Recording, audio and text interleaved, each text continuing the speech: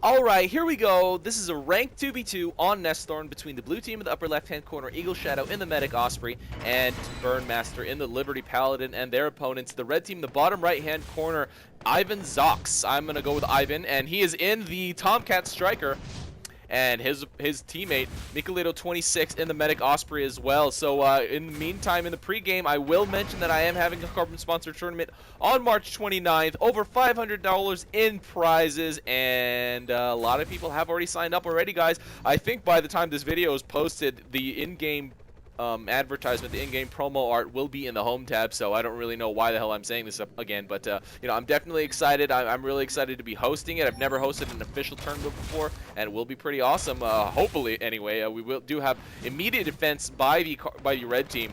And they're going for both outposts as well. Moneymaker's going down, and Burnmaster going with a little bit of jumper harass, but that's pretty much why it's typical nowadays for people to go defense first, like pretty heavy defense first, honestly, like bunkered infantry, and as you can see, these two Jackals, Gunner Z's down here, and EagleShadow trying to do what he can with these jumpers, but honestly might as well have gone with a Moneymaker harass with those jumpers, as this is pretty much going to get him nowhere, and probably will be finished off by a high-low with Ivan and micheleto here, and boom, yes, Ivan does get that finish. Burnmaster is not there to be able to body block and save him.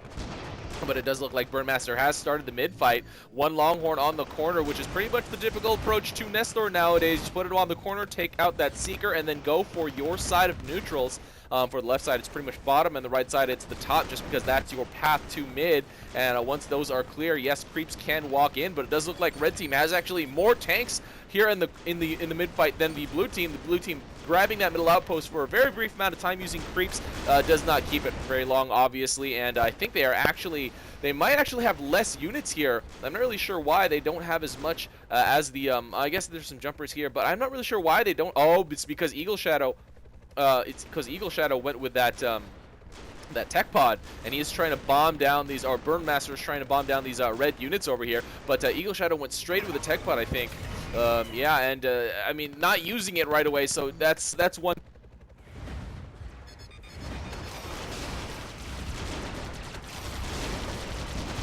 And so yeah, if you're gonna go with a tech pod, you might as well use it as fast as you possibly can.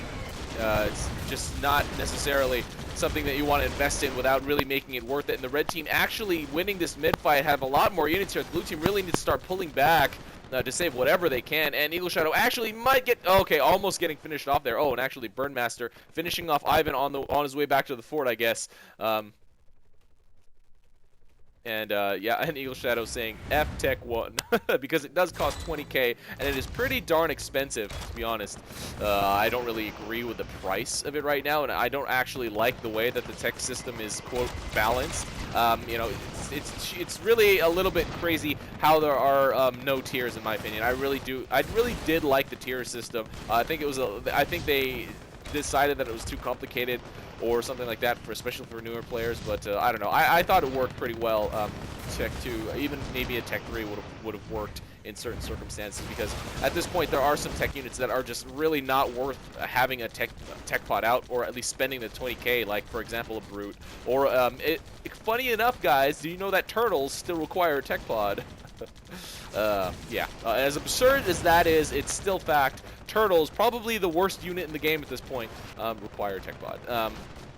Right now we have pretty much normal mid-fight at Nesthorn. Artillery up for both sides. Bertha's up for the blue team, as opposed to the Archies up for the red team. The blue team does look like it has a Sonya out on the field, and I don't think the red team actually does either. So I don't think they do have a Sonya or a jammer, but who sees those nowadays?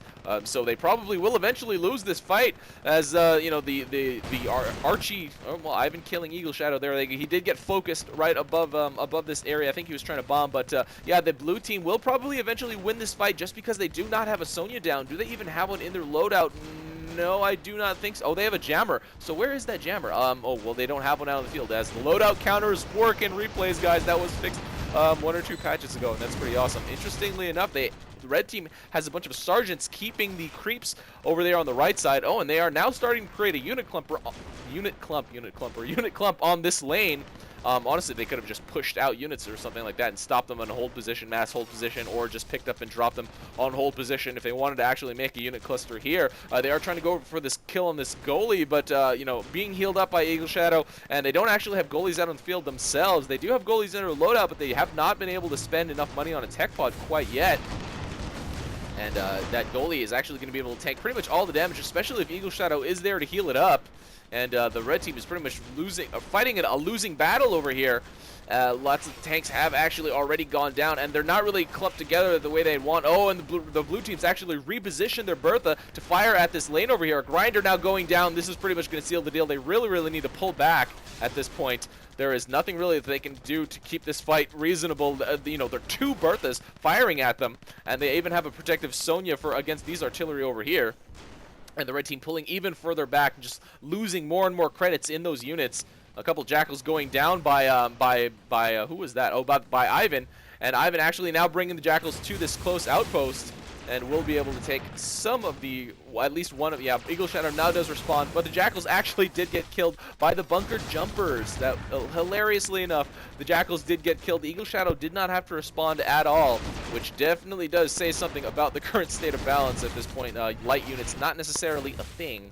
If you can even say that. Burnmaster actually missed micro there and did not put that generator on that socket. I'm hoping he actually notices that so he can so he can reconcile that and get the power that he actually needs instead of nothing, which is on that socket right now. But the fight has pretty much shifted back to this mid-fight with Berthas up for the blue team on the left side and artillery, normal low-level artillery up on the right side for the red team. But I do see that a jammer has gone down. Where is that jammer, though? I can't actually see it. Too many trees on Nesthorn. I wish there... Oh, but we do have a double drop here by the red team. Gemini and some Jackals. They will be able to get this outpost neutralized. Will the blue team actually respond to this? Burnmaster is now coming with EagleShadow as well, but they have lost this outpost. It is neutral, so they will not be able to pull any units out in defense. EagleShadow now coming with, what is that? Just some creeps. That's not going to be able to do it.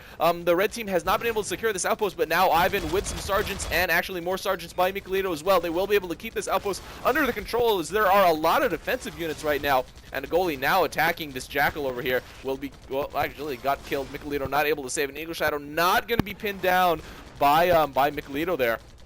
That goalie almost getting killed, but EagleShadow does swoop in to save it. Oh, we did actually have a send here by the blue team. Let's see where they're going to go with this.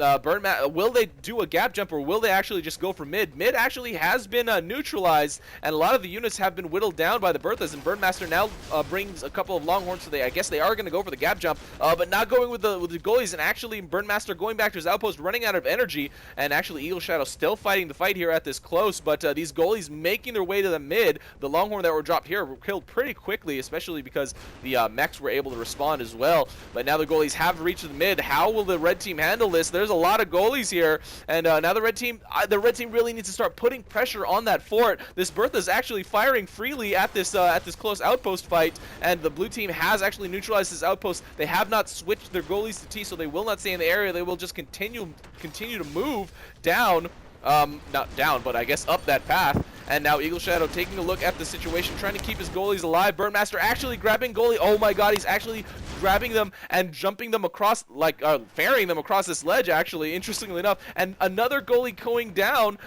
Now 3 going for the red fort, and the red fort is completely undefended. Oh man, how is this gonna work out for the red team? Or I guess, and the blue team putting pressure on this close as well, and now Burnmaster now here to support his goalies. No, has another Longhorn in queue. These goalies are getting dangerously close to this fort, and I don't think the red team realizes it, and they are actually losing this fight because goalie's OP right now. Pretty much goalie's OP, and Burnmaster now with another Longhorn. He will be able to get a pretty good surround and reposition on these goalies, focusing on the corners, and now this red team will probably actually lose at this point. There is nothing defending, and they don't have anything. Okay, well, if Ivan has a bunch of Longhorn in queue, now finally starting to try to put pressure on this blue fort, but no. Now Micheleto has dropped a couple of Longhorn in defense, but this is pretty much it. There are so many goalies here, and now Burnmaster getting a good surround. EagleShadow now going to be bringing a supporting, what was that, another goalie, and will be able to keep him alive with his heal, and that is it. The red team going down in defeat, with victory going to the blue team. EagleShadow and Burnmaster taking this ranked 2v2 win on Nesthorn over Ivanzox and micheleto26. Very, very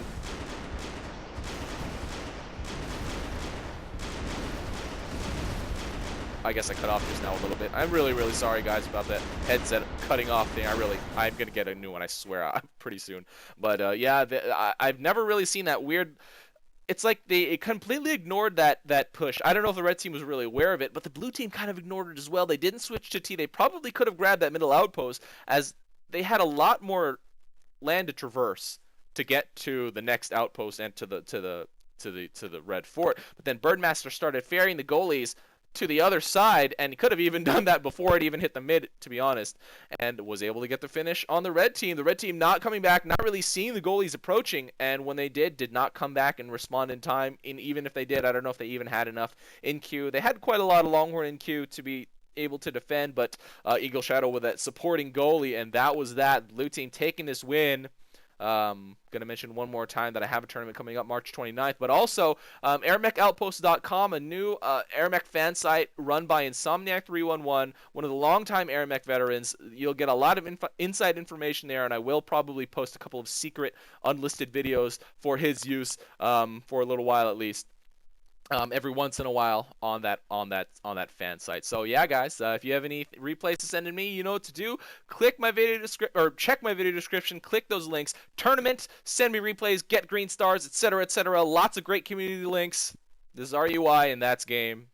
See you next time.